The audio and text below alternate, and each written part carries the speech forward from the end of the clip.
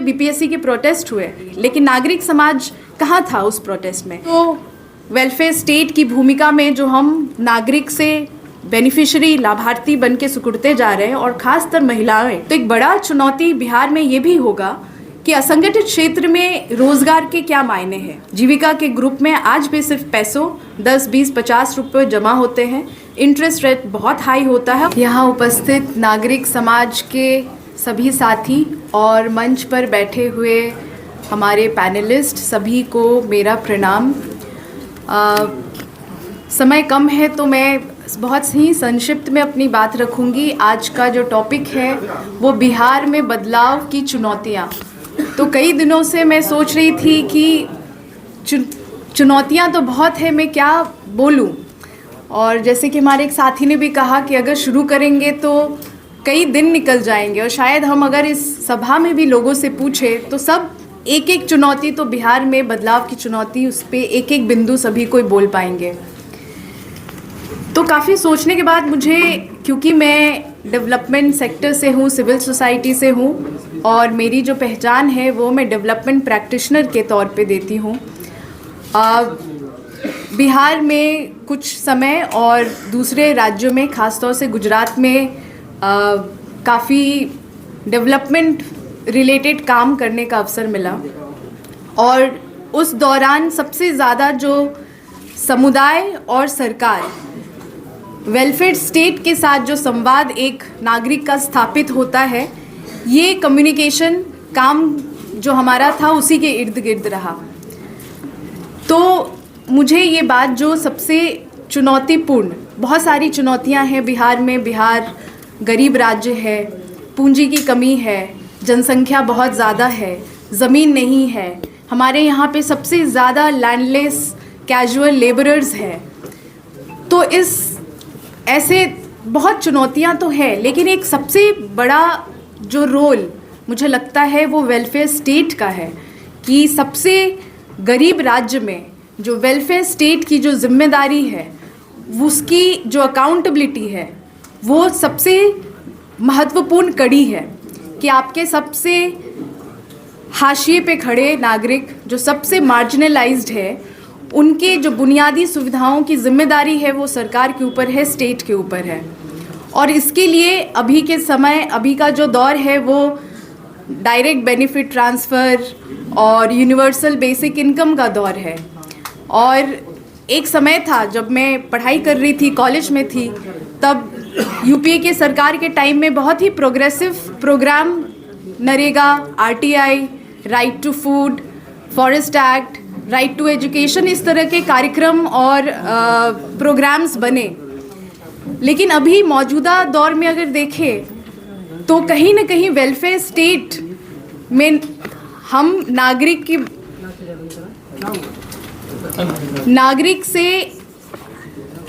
नागरिक जो हैं वो लाभार्थी बन के रह गए हैं। तो हमारी नागरिक से लाभार्थी बनने की जो प्रक्रिया है, ये एक बड़ा ही चिंता का विषय है।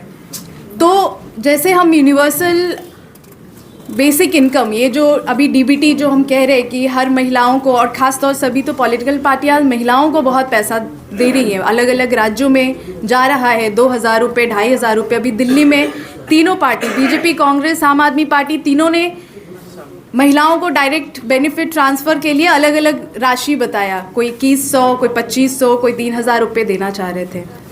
उसी दौरान एक बीबीसी की एक छोटी सी वीडियो क्लिप थी जो मैं बस सोशल मीडिया स्क्रॉल कर रही थी, और उसमें मैंने देखा बस्ती की एक साधारण महिला, घरेलू महिला कह रही है बीबीसी संवाददाता को कि ये जो हमें 2500 रुपये और 2100 रुपया जो दे रहे हैं, लेकिन क्या हमारा नाली और सड़क सुधार देंगे? अस्पताल में दवाई नहीं मिल रही है, वो आ जाएगा क्या? तो ये हमारा वोट खरीद रहे हैं या हमें बरगला रहे हैं? ये इतना, हम इतने बेवकूफ़, हमें समझ में नहीं आ रहा है। तो वेलफेयर स्टेट का जो रोल है वो बहुत महत्वपूर्ण है, और इसलिए मुझे लगता है कि बिहार में, ख़ासतौर से बिहार में जो पिछले बिहार सरकार की जो परफॉर्मेंस है, जो सीएजी की रिपोर्ट अगर हम देखें तो उसके रिपोर्ट अलग अलग हेल्थ को लेकर के, फाइनेंशियल इसकी परफॉर्मेंस को लेकर के निकलता रहता है। तो मैं कुछ आंकड़े आपसे शेयर करना चाह रही थी कि हमारे जो सबसे गरीब राज्य का जो वेलफेयर स्टेट है वो कैसे अपने नागरिकों की बुनियादी सुविधाओं की चिंता कर रहा है। 2-3 ज़्यादा समय नहीं है इसलिए मैं ज़्यादा शेयर नहीं करूँगी। शिक्षा के बारे में काफ़ी साथियों ने कहा कि शिक्षा की जो स्थिति है और ख़ासतौर से उच्च शिक्षा की, उसके साथ साथ जो स्वास्थ्य की है, क्योंकि एक गरीब परिवार का जो सबसे बड़ा, उनकी गरीबी का एक बहुत बड़ा कारण ये भी होता है कि अगर वो कमाते हैं तो उनका आउट ऑफ पॉकेट एक्सपेंस बहुत ज़्यादा है कि एक हाथ से वो पैसा कमा रहे, मजदूरी कर रहे, दिहाड़ी कर रहे, लेकिन दूसरे हाथ से क्योंकि बेसिक बुनियादी सुविधाएं नहीं है उसकी वजह से दूसरे हाथ से उनका पैसा निकलता जा रहा है। और ऐसे में बुनियादी शिक्षा और स्वास्थ्य बहुत ही ज़रूरी कड़ी है ताकि उनको मजबूती मिले और वो आगे बढ़ पाएँ। तो हमारे हेल्थ CAG रिपोर्ट में हेल्थ केयर हमारा बिहार का ये 2021 की रिपोर्ट है, जिसमें एक्रॉस डिपार्टमेंट, पूरे हमारे बिहार में एक्रॉस डिपार्टमेंट 49% वैकेंसी है, यानी कि स्टाफ है ही नहीं। और स्टाफ में डॉक्टर से लेकर के नर्स और लैब टेक्नीशियन सभी कोई, जो डॉक्टर और पॉपुलेशन का जो रेशियो है, जो WHO ने जो रिकमेंड किया है उसका बिल्कुल डबल है। वो 1000 पे एक डॉक्टर की रिकमेंडेशन है, हमारे यहाँ पे 2100 पर एक डॉक्टर है। शॉर्टेज, हमारी स्टाफ नर्स की शॉर्टेज इतनी ज़्यादा है कि पटना जैसे शहर में 18% है, लेकिन पूर्वी चंपारण जैसे जिलों में 90% तक है, पूर्णिया जैसे जिलों में 72% है। ये स्टाफ नर्स की शॉर्टेज है। साथ ही साथ जो बुनियादी जो स्वास्थ्य सेवाएं हैं उसमें भी OT का प्रावधान है और डायग्नोस्टिक लैब्स हैं, इन सब में बहुत ही भारी हाई रेट में डेफिशिएंसी पाई गई है और CAG की रिपोर्ट में लिखा गया है। उदाहरण के तौर पे कि 67% जो प्रेग्नेंट महिलाएं हैं उनको IFA की टैबलेट्स नहीं मिल रही हैं, न्यूट्रिशन नहीं है। हमारे चिंटू जी ने कहा कि हमारे यहाँ पे ANC और गर्भवती महिलाओं को सुविधाओं नहीं मिल रही है, और ये जो जनरेशनल पॉवर्टी है, जनरेशनल माल न्यूट्रिशन है, वो कैसे कम होगा जब ये स्वास्थ्य की जो एकदम बिल्कुल बुनियादी सुविधाएं हैं वो नहीं मिल पा रही है। ठीक उसी तरह कुछ समय पहले पंचायत 14 फाइनेंस कमीशन जब आया तो पंचायत का विकेंद्रीकरण हुआ। फंक्शनरीज को कहा गया कि पंचायत अब सरकार ऊपर से तय नहीं करेगी, हम सीधा पैसा जो है वो सरकार को देंगे, पंचायत को देंगे, और पंचायत तय करेगी कि उसकी नागरिकों की क्या ज़रूरत है और उसको कहाँ पे पैसा कैसे खर्च करना है। डेवोल्यूशन, इसमें CAG के रिपोर्ट के हिसाब से पंचायत की 29 काम होते हैं, 29 प्रकार के काम होते हैं जो पंचायत खर्च सकती है पंचायती राज एक्ट के मुताबिक। बिहार में सिर्फ 20 डिपार्टमेंट है जिन्होंने ये ट्रांसफ़र किया है ये फंक्शन को। साथ ही साथ हमारे यहाँ पे गाइडलाइन भी नहीं बनी है कि ये जो काम है, जो 14-15 फाइनेंस कमीशन के गाइडलाइन को फॉलो करना, हर स्टेट को अपना गाइडलाइन बनाना था कि किसकी क्या रोल होगा, किसकी क्या भूमिका होगी, क्या काम होगा। ये हमारे राज्य में नहीं बना है। और तो और 72% पंचायत सेक्रेटरी की वैकेंसी है, मतलब पंचायत में स्टाफ ही नहीं है। खैर ये तो आंकड़ों की बात होगी, लेकिन हम में से जो भी गांव जाते हैं, हमने ग्राम पंचायत ऑफिस को कभी खुला देखा हो जहां पे आम नागरिक आ रहे हैं, अपना जो भी स्कीम प्रोग्राम है, एंटाइटलमेंट्स है वो ले रहे हैं, ऐसा शायद ही कहीं देखा है।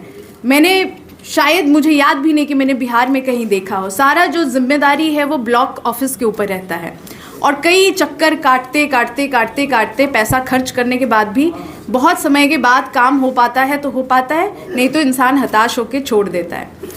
तो ये सब बताने का मेरा जो कारण है वो ये है कि इतनी सिस्टम में, किसी भी आम व्यक्ति से पूछे तो कहते कि सिस्टम बड़ा ख़राब है, यही सिस्टम है, क्या किया जाए। तो मेरे मन में सवाल आता है कि सिस्टम किसका है या कौन है ये सिस्टम के पीछे। हम अक्सर जब हम ऐसे मंच पे बैठते हैं तो हम जनप्रतिनिधियों की अकाउंटेबिलिटी तय करते हैं, लेकिन मुझे लगता है कि ऐसे समय में जो हमारी सबसे बड़ी एग्जीक्यूटिव फंक्शनरी बॉडी है, जो ब्यूरोक्रेसी है, उसकी जवाबदेही तय होना भी बहुत ज़रूरी है। क्योंकि सरकारें, पार्टियां आएंगी जाएंगी, सरकारें बदलेंगी, लेकिन ये जो ब्यूरोक्रेटिक सिस्टम है वो अपनी जगह पे होगा। और इसका जो रिसर्च में और कई वार्तालाप में जो कारण आया कि ये अकाउंटेबिलिटी हमारे यहाँ पे इतनी लो है, क्योंकि हमारे यहाँ पे सिविक एंगेजमेंट, नागरिक समाज जो है वो बहुत ज़्यादा सशक्त नहीं है।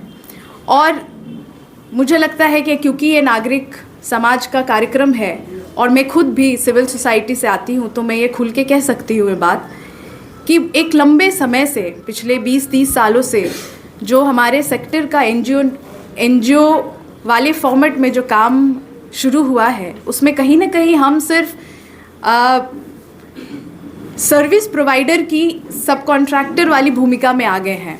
और जो हमारा काम जो एम्पावरमेंट का, पॉलिटिकल एजुकेशन का था, वो कहीं ना कहीं पीछे छूट गया है।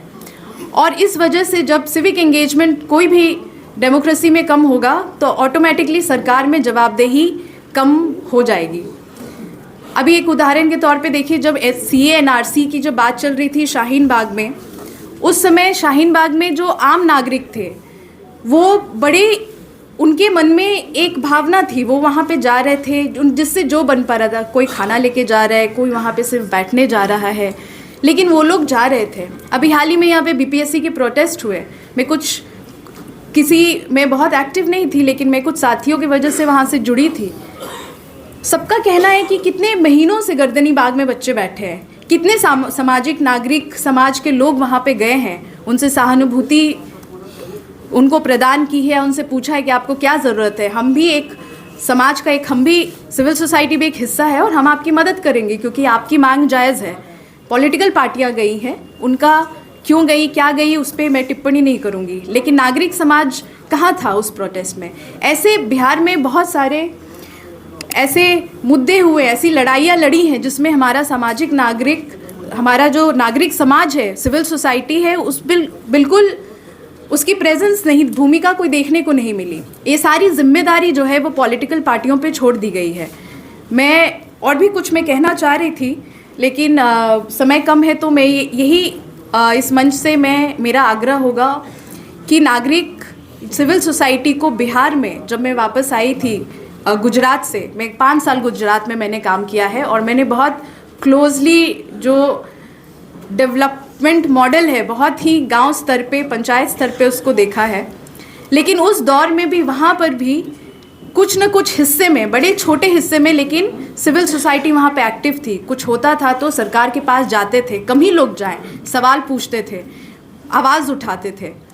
जब मैं बिहार में आई तो बहुत सारे एनजीओ है बिहार में, कहा जाता है कि कम से कम 3-4 हज़ार एनजीओ तो रजिस्टर्ड है, एनजीओ दर्पण के हिसाब से देखा जाए। लेकिन जब एक पॉलिटिकल वॉइस की बात होती है तो कहीं भी, किसी भी लड़ाई में ज़्यादा लोग मुखर होके नहीं दिखते हैं।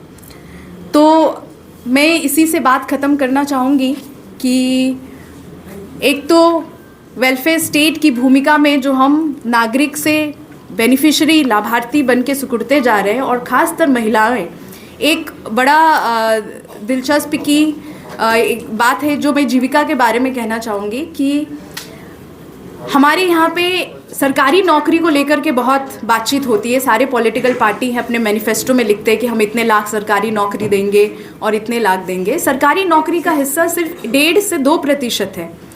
10% ऑर्गेनाइज सेक्टर में, 1.5-2% सरकारी है, बाकी प्राइवेट सेक्टर है। लगभग 90% जो है वो असंगठित क्षेत्र है। तो एक बड़ा चुनौती बिहार में ये भी होगा कि असंगठित क्षेत्र में रोजगार के क्या मायने हैं।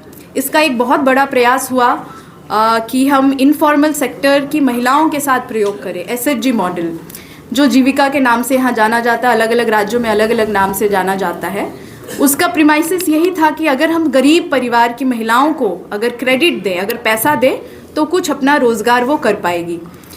लेकिन पिछले 10-12 सालों का जो एक एक्सपीरियंस रहा है, और इसको हम दूसरे स्टेट के SHG मॉडल से अगर कंपेयर करें, तो हम देखेंगे कि हम जहां से शुरुआत किए थे 10 साल बाद भी वहीं पे खड़े हैं।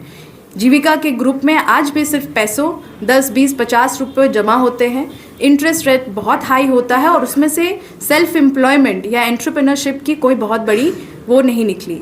और साथ ही साथ आप जाएंगे तो गांव में ये भी देखेंगे कि महिलाएं बहुत सारे माइक्रो फाइनेंस के ग्रुप से भी जुड़ी हैं, वहाँ से पैसा ले रही हैं, जीविका के समूह से पैसा निकाल रही हैं और वहाँ भर रही हैं। ये पूरा वो 3-4 में बटा हुआ है। तो इस पे भी अगर आप रिसर्च करेंगे तो बहुत वर्ल्ड बैंक के आर्टिकल मिलेंगे, उसमें सब में इस मॉडल की तारीफ है। लेकिन अब ये समय है, मुझे लगता है कि इसको क्रिटिकली देखने की ज़रूरत है। ठीक है, समय कम है तो मैं अपनी बात ख़त्म करती हूँ। धन्यवाद।